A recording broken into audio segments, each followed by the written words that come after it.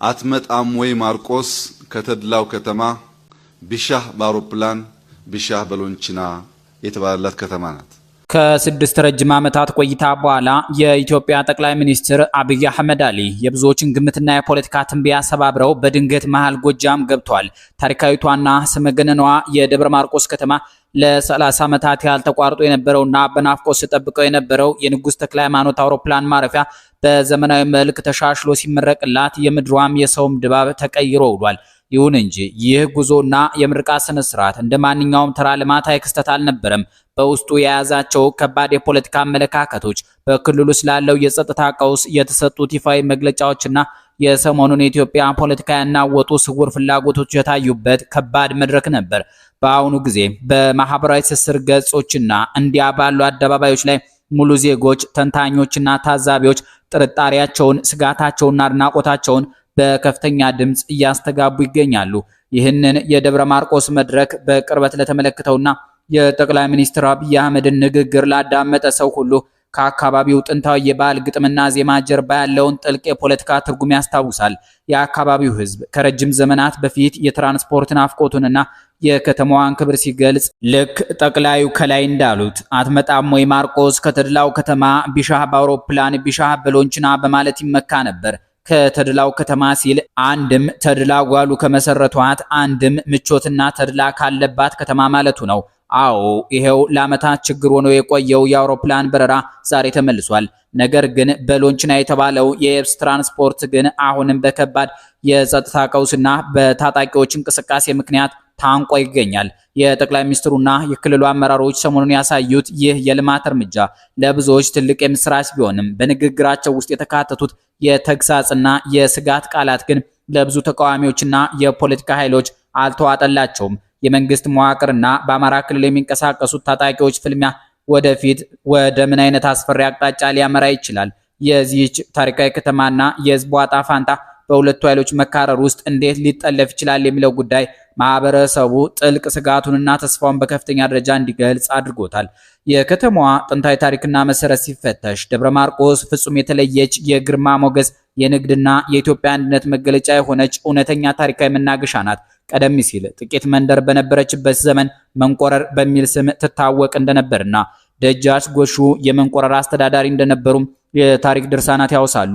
በኋላም ወደ ከተማ ስታድግ ደጃች ተድላ ጓሉ ከፍ አድርገው በዚሁ ስም ሲያስተዳድሯት እንደነበርና ከተማዋም ከተድላው ከተማ እየተባለች በህዝብ ስንኞች ውስጥ የክብር ቦታ ማግኘቷ ይታወቃል። ይሁን እንጂ ከተማዋ ስሟንና ግብሯን ታሪኳን ከፍ አድርገው የነገሱባት የቀድሞው ራስ አዳል በኋላም ንጉስ ተክለ ሃይማኖት ሲሆኑ እሳቸውና ከሳቸው በኋላ የተነሱት ልጆቻቸው ደብረ ማርቆስን የጎጃም ክፍለ ሀገር መናገሻ ብቻ ሳይሆን የወሎና የወለጋ የንግድና የማህበራዊ ህይወት ድልድይ አድርገው ገንብተዋታል። ደብረ ማርቆስ በዘመናዊነት ረገድ በአገሪቱ ቀዳሚ ከነበሩት ከተሞች አንዷ ስትሆን በኢትዮጵያ ውስጥ ቀድመው ስልክ፣ ቴሌፎንና ቴሌግራፍ ከገባላቸው ጥቂት ከተሞች መካከል ግንባር ቀደማ ነበረች።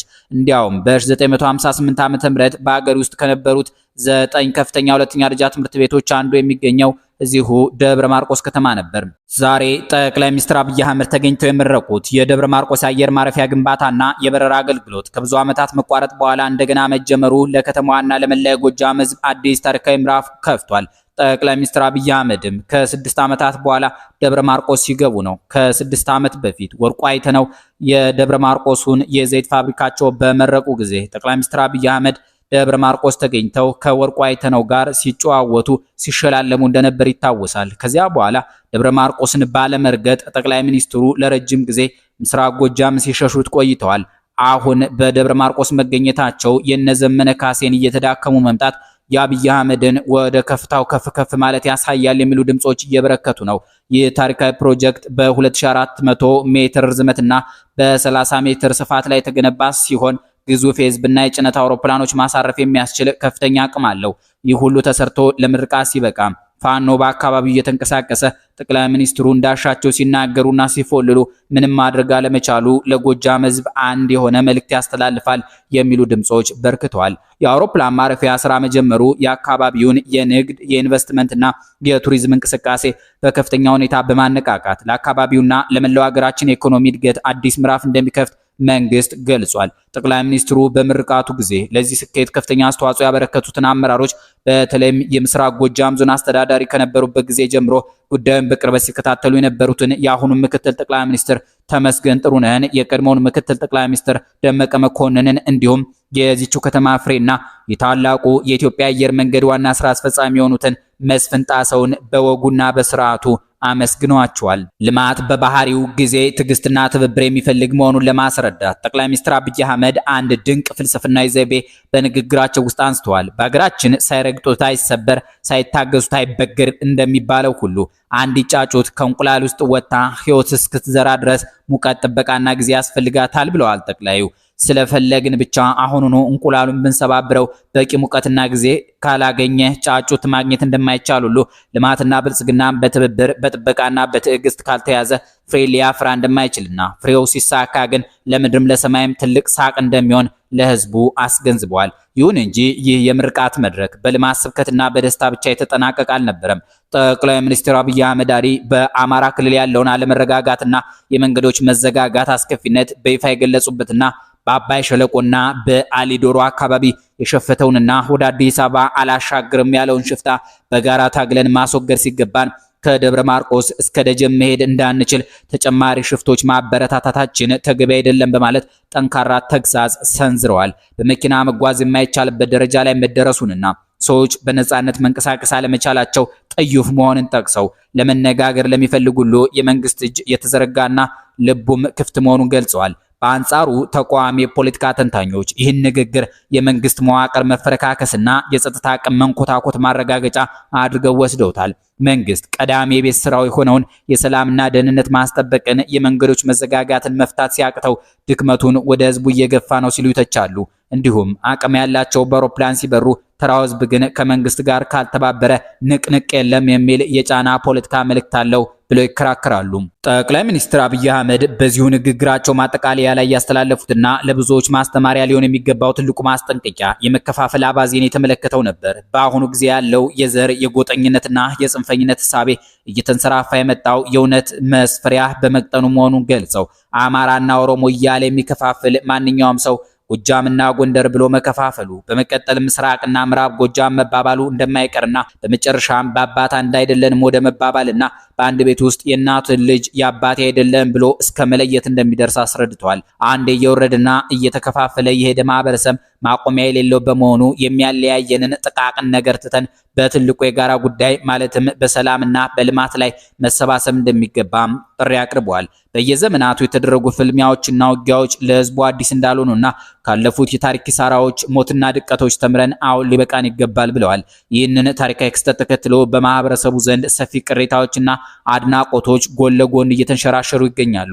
ደብረ ማርቆስ በጥንቱ ዘመን የነበራትን ክብርና ባለፉት ዘመናት ደግሞ የመንግስት ድጋፍ አታ በቆዘማ ውስጥ መቆየቷን የሚያነሱ ወገኖች አግኝቶ ማጣት ከባድ መሆኑን ይገልጻሉ።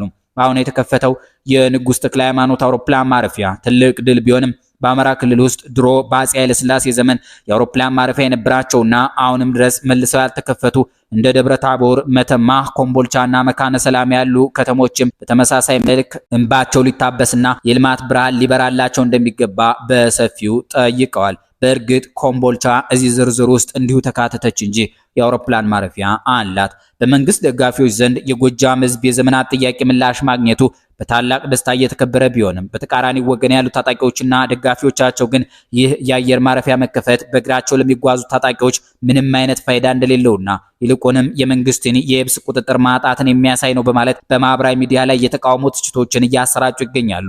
የደብረ ማርቆስ አውሮፕላን ማረፊያ መመረቅ በአንድ በኩል ለዘመናት የተረሳው የህዝብ የልማት ጥያቄ ምላሽ ያገኘበት ታላቅ ታሪካዊ የምስራች ሲሆን በሌላ በኩል ግን በምርቃቱ መድረክ ላይ የተሰሙት ንግግሮች በአማራ ክልል ያለው የጸጥታ ቀውስ ምን ያህል ስር የሰደደና የመንግስትን የየብስ ትራንስፖርት መዋቅር የፈተነ መሆኑን በይፋ ያሳየ ሁነት ሆኗል።